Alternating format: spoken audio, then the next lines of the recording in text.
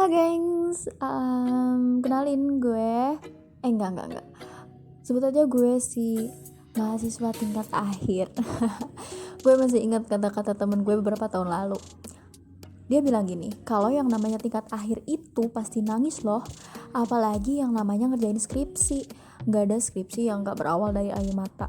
Itu sih menurut gue lebay banget. So, sempet sih gue mikir, apakah segitu susahnya skripsi? Kenapa semua orang takut sama skripsi? Bukannya skripsi itu karya ilmiah penelitian hasil kita sendiri. Nah, setelah sampai tahap ini, bener-bener gue rasain kalau itu emang bener. Gue yang jadi sering labil, gampang kebawa emosi, cengeng, stres, berasa bener-bener bukan diri gue yang sebelumnya selama gue kuliah.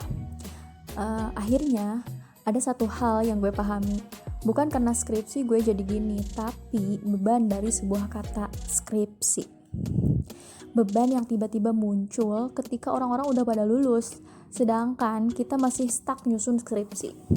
Ketika orang-orang rumah selalu nanya kapan lulus, mau kerja di mana, dan yang paling horor tuh kapan nikah. Ketika dosen pembimbing terus-terusan mencoret draft skripsi, sebenarnya itu belum menjadi masalah besar. Kalau bisa kita tanganin dengan baik, toh cepat atau enggak, skripsi juga nggak nentuin keberhasilan masa depan kita sih. Tapi ternyata nggak semudah itu. Ada kalanya banyak bonus plus tingkat akhir yang tiba-tiba bermunculan, bak jelangkung yang datang tak dijemput pulang terdiantar. So, mulai dari pengalaman kerja, kisah cinta, keluarga, persahabatan, dan bonus plus lain yang bikin cenat-cenut kepala kayak lagu Smash. Yang bikin nyesek adalah ketika hal-hal itu datang saling berbenturan dan minta diselesaikan berbarengan. Dan gue disuruh milih mana yang lebih gue anggap penting dan gak lebih penting. Dan di saat gue udah memilih yang lebih gue prioritasin, kadang ada aja yang ngerasa kecewa dengan pilihan gue. Kalau gak disuruh milih, sebenarnya semuanya juga penting menurut gue. Gue juga gak ingin ngecewain orang-orang yang ada di sekitar gue. Kadang gue pengen teriak, tolong dong ngertiin gue sedikit aja, gue lagi labil, banyak masalah yang masih belum kelar. Kenapa selalu gue yang dituntut ini dan itu? Kenapa selalu gue yang disuruh berubah? Kenapa selalu gue yang dijudge? Ya, pada akhirnya di tengah kepenatan gue sadar, inilah yang namanya hidup.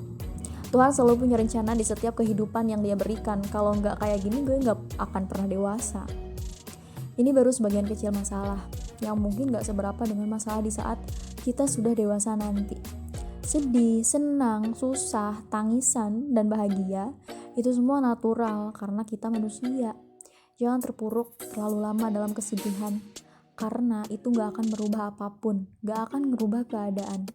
Selalu ada kebahagiaan di balik sebuah air mata, karena pada dasarnya pelangi akan muncul setelah hujan di siang hari.